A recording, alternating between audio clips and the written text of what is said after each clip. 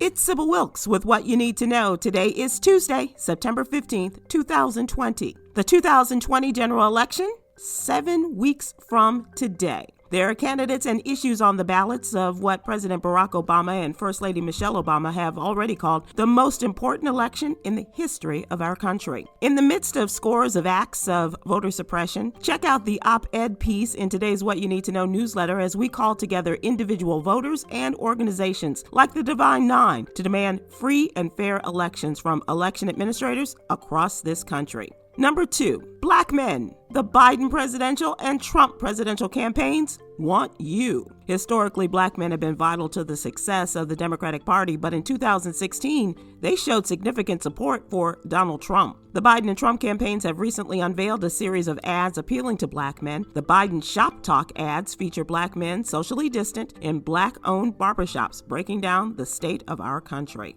Number 3. As the pandemic continues and the general election approaches, Democrats announced it is launching an expanded online portal called iwillvote.com. This allows visitors to register to vote and request a mail-in ballot in their state. Both the Democratic and Republican parties have recalibrated their Get Out the Vote efforts. Democrats have suspended their door-knocking efforts to prevent the spread of the coronavirus and focused on digital, texting, and phone calling efforts to attract potential voters. Number 4, a Clayton County, Georgia Sheriff's deputy has been fired for excessive force after a video released of him repeatedly punching an African-American man during a traffic stop. 26-year-old Roderick Walker was arrested and beaten by deputies after the car that he, his girlfriend, and their children were passengers in, and it was pulled over for an alleged broken taillight. Walker's attorney says deputies asked for Walker's ID, then they got upset when he questioned why it was needed, since he wasn't even driving. Number 5, many people are waiting on the government to issue a second round of stimulus checks. However, a study by the Urban Institute found that checks were delivered faster to wealthy whites than to Black and Hispanic families, as well as to lower income households. Specifically, 3/4 of white adults received their checks by late May, compared to 69% of Black adults and 63% of Hispanic adults. Join me today live on YouTube and Facebook at 7 p.m. Eastern, 6 p.m. Central for a Divine Nine roundtable discussion about strategy to educate, motivate, and activate our community to participate in the most important election in our lifetime. And that's what you need to know. For more information, please go to SybilWilkes.com. Sign up for my free newsletter. Be informed,